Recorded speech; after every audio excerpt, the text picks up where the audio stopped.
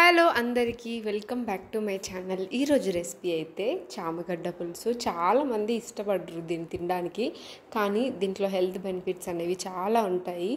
పులుసుగా చేస్తేనే దీన్ని బాగుంటుంది, ఫ్రై కన్నా కూడా.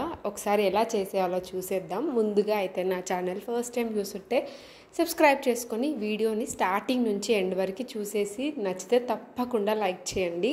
ఇక్కడైతే నేను ఫస్ట్ ఒక 1/2 kg వరకు చామగడ్డలను తీసేసుకొని 2 నుంచి 3 సార్లు బాగా వాష్ చేయాలి. మట్టి చాలా ఉంటుంది కాబట్టి వాష్ చేసిన తర్వాత ఒక 2 విజిల్స్ వచ్చేంత వరకు అయితే ఉడికించుకోవాలి. నేనైతే మధ్యలో కూడా కట్ చేసి ఉడికిస్తున్నాను, ఎందుకంటే కొంచెం ఈజీగా మంచిగా లోపల కూడా సాఫ్ట్గా అవుతుందని. ఈ చామగడ్డలు ఎప్పుడైనా సరే సాఫ్ట్గా అయితేనే టేస్ట్ బాగుంటుంది. ఆ గట్టిగా ఉండి ఉడకకపోతే టేస్ట్ అనేది అస్సలు బాగోదు. సో చూసారు కదా, నేను వాష్ చేసేసి మళ్ళీ సరిపడా వాటర్ వేసేసి విజిల్ అయితే పెట్టేశాను. ఇంకా ఈలోపు అయితే ఒక పెద్ద సైజు ఉల్లిగడ్డ, ఒక టొమాటో వేస్తున్నాను అంతే. ఎందుకంటే మనకు ఆల్రెడీ చింతపండు వేస్తాం కాబట్టి ఇంకా టొమాటోస్ అనేవి ఎక్కువ అవసరం లేదు, మరీ ఎక్కువ పుల్లగా అయిపోతుందని చెప్పేసి నేనైతే చింతపండు కూడా ఒక చిన్న లెమన్ సైజు సోక్ చేశాను. మామూలు సీజన్స్ కంటే ఈ సమ్మర్లో అయితే చింతపండు కొంచెం తక్కువ వేసుకోవడమే బెటర్, పులుపు అనేది. కానీ నేను వేసిన చింతపండు అయితే పర్ఫెక్ట్గా వస్తుంది. మరీ పుల్లగా ఉండదు, మరీ అసలు చప్పగా ఉండదు, అలా ఉంటుంది. టేస్ట్ అనేది చాలా బాగా వస్తుంది. నేనైతే చింతపండుని కూడా ఒకసారి వాష్ చేసేసి సోక్ చేశాను. ఇక్కడ చూసారు కదా చామగడ్డలు ఎంత బాగా ఉడికిపోయాయో. ఇలా ఇంత ఈజీగా ఉడికేంత వరకు అయితే 2 నుంచి 3 విజిల్స్ అనేవి చాలా సరిపోతాయి.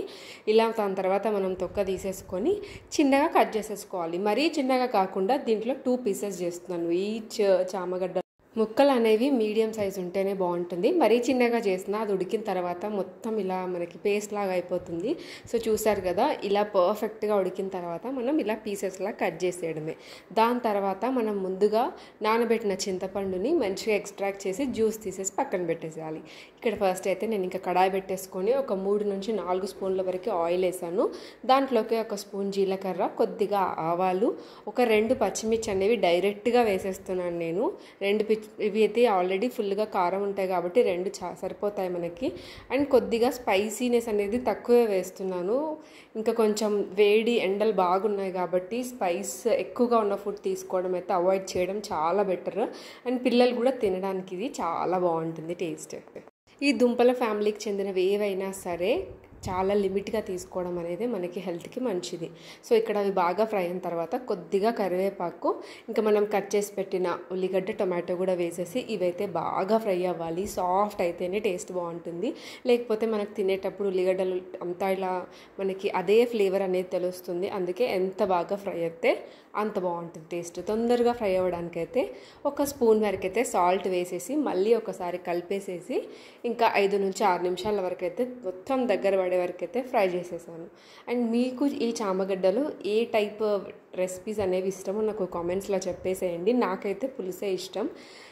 ఇంకా మీకు ఏదైనా వెరైటీస్ కావాలంటే కూడా నాకు కామెంట్స్లో చెప్పేసేయండి. ఇక్కడైతే నేను ఇంకా చిటికెడు పసుపు వేసేసి మళ్ళీ ఒకసారి కలిపేసాను. ఇది బాగా ఫ్రై అవ్వాలి. ఫ్రై అయిన తర్వాత మనం ఇంకా కొద్దిగా అల్లం వెల్లుల్లి పేస్ట్ కూడా వేసేసి మళ్ళీ ఒకసారి కలిపేస్తున్నాను. ఇది ఫ్రై అయిన తర్వాత మనం ముందు కట్ చేసి పెట్టిన చామగడ్డలను కూడా వేసేయాలి. మనం చింతపండు తర్వాత వేయడం కంటే ఇప్పుడు వేస్తే ఏంటంటే మనకు ఆ పచ్చివాసన పోయి ముక్కలు అనేవి చాలా టేస్టీగా వస్తాయి. జనరల్గా అయితే అందరు చింతపండు వేసాక వేస్తారు. ఒకసారి ఇలా ట్రై చేయండి, చాలా బాగుంటుంది టేస్ట్. అండ్ చామగడ్డ అనేది మనకు ఫ్లేవర్ కూడా డిఫరెన్స్ అనేది తప్పకుండా ఉంటుంది. సో ఇలా వేసిన తర్వాత 2 నుంచి 3 నిమిషాలు బాగా ఫ్రై చేయాలి. ఇలా ఫ్రై చేసిన తర్వాత ఒక 2 స్పూన్ల వరకు కారం వేసాను. అండ్ టేస్ట్కి సరిపడా సాల్ట్, ఇది వరకు మనం ఆల్రెడీ 1 స్పూన్ వేసాం కాబట్టి ఇంకొక 1/2 స్పూన్ వరకు అయితే వేసేసి మళ్ళీ ఒకసారి అయితే కలిపేసాను. ఇది ఒక 3 నిమిషాలు మనకి ఫ్రై అయిన తర్వాత మనం ముందు ఎక్స్ట్రాక్ట్ చేసిన చింతపండు రసాన్ని కూడా వేసేసుకోవాలి.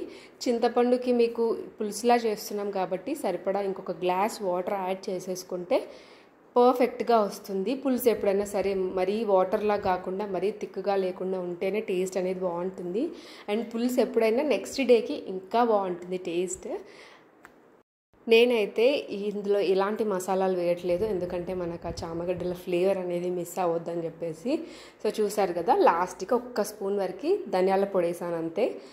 ఇది వేసిన తర్వాత ఒక 10 నిమిషాల వరకు అయితే మూత పెట్టేసి ఉడికించుకోవాలి. అప్పుడు మనకి ముక్కలకి పులుసు అనేది బాగా పడుతుంది, పులుసు కూడా చిక్కబడుతుంది. సో చూసారు కదా, ఈ 5 నుంచి 6 నిమిషాల తర్వాత మనకి పర్ఫెక్ట్గా చామగడ్డ పులుసు అనేది రెడీ అయిపోతుంది. తర్వాత మనం ఇంకా సర్వ్ చేసేసుకోవడమే. ఐ హోప్ మీ అందరికీ వీడియో నచ్చిందని అనుకుంటున్నాను. నచ్చితే మాత్రం ప్లీజ్ లైక్ చేయండి అండ్ మరిన్ని వీడియోస్ కోసం అయితే బెల్ ఐకాన్ని క్లిక్ చేసేయండి. ఇంకా ఎలాంటి రెసిపీస్ అండ్ ఫీడ్బ్యాక్ గురించి అయితే నాకు కామెంట్స్లో మీరు చెప్పేసేయచ్చు. Thanks for watching.